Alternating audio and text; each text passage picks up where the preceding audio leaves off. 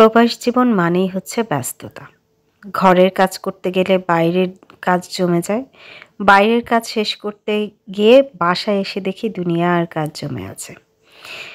তো ঘরের কাজ করি আর বাইরের কাজ করি, সব আমাকেই করতে হবে। আমার কাজটুকু আমাকেই করতে হবে।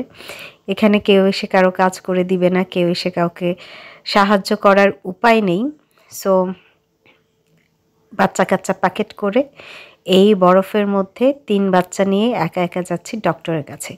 নতুন জায়গা, গুগল ম্যাপ খুঁজে এই প্রচণ্ড ঠান্ডার মধ্যে এই শিশু স্পেশালিস্টের কাছে এসেছি।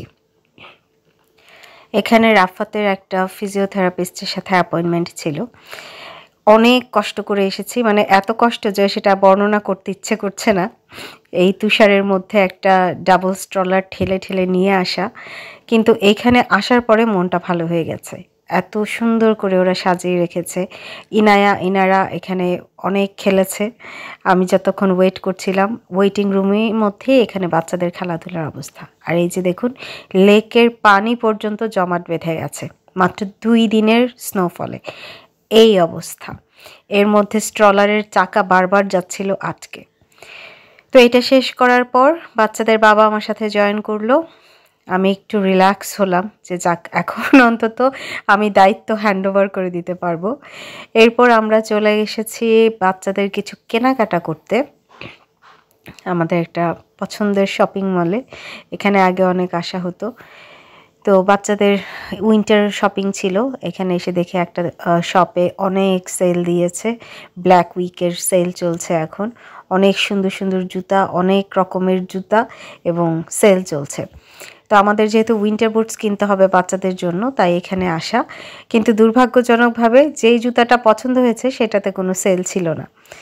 তো কেয়ার করা, তারপর আমরা লাঞ্চ করতে আসলাম। এখানে দেখলাম হালাল ক্রিসপি খাবার ছিল, ক্রিসপি চিকেন। অনেক দিন এটা খাওয়া হয় না, তাই আমরা সবাই সেটাই খেলাম। এরপর বাচ্চাদেরকে ম্যান্ডেটরি খেলানো, তা না হলে সারাদিনে তাদের মনে হবে তারা কিছুই করেনি, তারা যদি এখানে একটু খেলতে না পারে। তাই ওদেরকে কিছুক্ষণ খেলতে দিলাম। তারপর ওদের বাবা গেল আরেক জায়গায়। আমি বসেছিলাম, প্রচণ্ড টায়ার্ড, মানে সকাল থেকে এত পরিমাণ শারীরিক পরিশ্রম গিয়েছে এই স্ট্রলার ঠেলতে গিয়ে, যে একেবারে পায়ের নখ থেকে মাথা পর্যন্ত সমস্ত কিছু ব্যথা করছিল। প্রচণ্ড টায়ার্ড লাগছিল। তো আমি বসেই ছিলাম। আমি আর যে শপে ঘুরে কেনাকাটা করব, দেখব, সেটাও ইচ্ছা করছিল না, বসেই ছিলাম।